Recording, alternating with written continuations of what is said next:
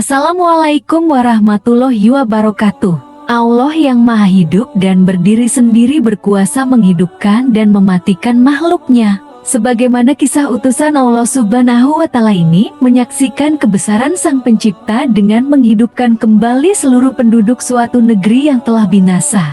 Dikisahkan, pada masa sekitar 570 sebelum Masehi sampai 622 Masehi, Nabi Hezkiel berdakwah mengajak Bani Israel kepada kebaikan dan tauhid yang murni. Yehezkiel, demikian dikenal dalam sejarah agama Yahudi, diutus oleh Allah setelah masa kenabian Musa dan sebelum Nabi Ilyas bin Yasin. Kehadiran Hezkiel di tengah-tengah Bani Israel teramat penting. Hal ini mengingat tingkat kerusakan akidah mereka pasca meninggalnya Nabi Musa. Mereka menyembah berhala dan salah satu Tuhan, yakni Baal. Maka dari itu, tugas Nabi Hezkiel tidaklah mudah. Selain meluruskan akidah Bani Israel yang telah melenceng jauh, pada saat yang sama Hezkiel juga dituntut mampu mempertahankan penegakan syariat, minimal meneruskan apa yang sebelumnya telah diserukan oleh Nabi Musa alaihissalam. Kerusakan akidah yang menjangkiti Bani Israel berimbas pada terdegradasinya perilaku dan praktik-praktik keagamaan. Salah satunya ialah perintah jihad. Seruan yang satu ini memang membuat tak sedikit kalangan Bani Israel menciut nyalinya. Bahkan, ribuan dari mereka memilih untuk kabur menjauh. Alasan utama pelarian itu tak lain mereka takut menghadapi kematian. Isyarat tentang kisah ini disebutkan dalam Al-Quran Surah Al-Baqarah ayat 243. Apakah kamu tidak memperhatikan orang-orang yang keluar dari kampung halaman mereka, sedang mereka beribu-ribu jumlahnya karena takut mati? Maka Allah berfirman kepada mereka, matilah kamu. Kemudian Allah menghidupkan mereka. Sesungguhnya Allah mempunyai karunia terhadap manusia, tetapi kebanyakan manusia tidak bersyukur. Secara singkat Ibnu Ishaq mengisahkan bagaimana penolakan jihad Bani Israel hingga mukjizat Nabi Hezkiel membangkitkan orang hidup itu terjadi. Ketika Bani Israel mangkir dari perintah jihad yang diserukan Nabi Hezkiel lantaran takut mati, desa tempat mereka tinggal terserang epidemi penyakit lepra yang mematikan.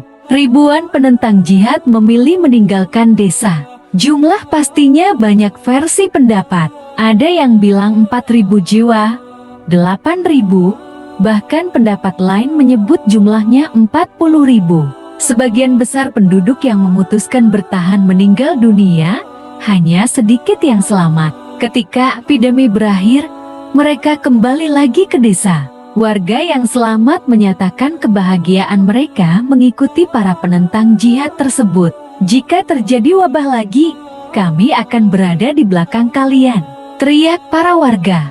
Penyakit ganas itu kembali menyerang desa mereka. Maka berangkatlah mereka ke Bukit Afah untuk kedua kalinya dan mendaki ke puncak gunung agar terhindar dari ajal. Tetapi, Allah berkehendak lain.